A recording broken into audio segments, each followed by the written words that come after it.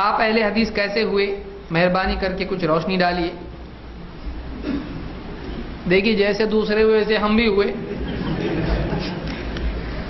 معلوم نہیں تھا کیا صحیح ہے کیا غلط ہے، چل رہے تھے، کوئی چل رہا اس کے پیچھے دیکھا نہیں کون ہے کیا ہے کہاں لے جا رہا، چل رہے تھے اپنا. پھر کچھ کتابیں ملیں، کچھ لوگ ملے جن سے بات ہوئی، پھر علماء سے رجوع کیا، علماء نے سمجھایا کہ ایسا نہیں ایسا ہے. اور لمبی کہانی ہے، اس کو آپ اختصار سے کہاں بتائیں، آپ پہلے اختصار سے جواب دینا ہے.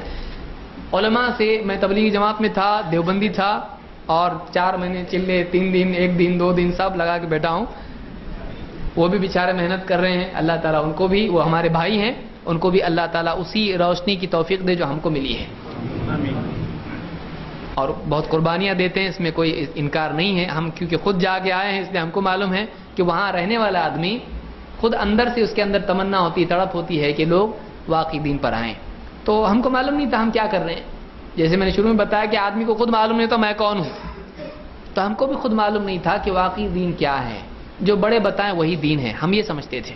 لیکن بعد میں معلوم پڑا کہ نہیں، قرآن و سنت ہی اصل الاصول ہے، یہی دین کی اصل بنیاد ہے، اس کے بغیر دین کا تصور نہیں ہے.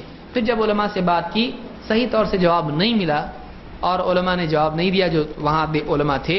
پھر اس کے بعد خود سے تحقیق شروع کی، پھر اہل حدیث علماء ملے، کتابیں ملیں، ان میں غور و فکر کیا، ان کو پڑھا، اہل حدیث علماء کی طرف رجوع کیا، ان سے بالکل اطمینان بخش جوابات ملے، ہم اہل حدیث ہو گئے.